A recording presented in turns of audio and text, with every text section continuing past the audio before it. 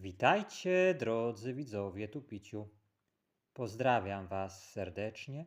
Chcę Wam pokazać wizerunek świętego Ignacego Loyoli, założyciela jezuitów. Na tym tutaj wizerunku miał on objawienie Pana Jezusa i Boga Ojca.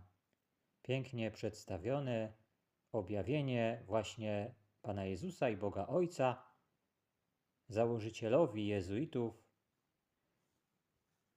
świętemu Ignacemu z Loyoli. Święty Ignacy z Loyoli, módl się za nami. Naprawdę piękny wizerunek. Chciałem Wam go pokazać, drodzy widzowie, i życzę Wam z całego serca pięknego nowego dnia. Miejcie dobry poniedziałek i niech wszystkie Wasze marzenia zawsze się spełniają. Tego Wam życzę i pozdrawiam Was serdecznie. Piciu. Pa, pa.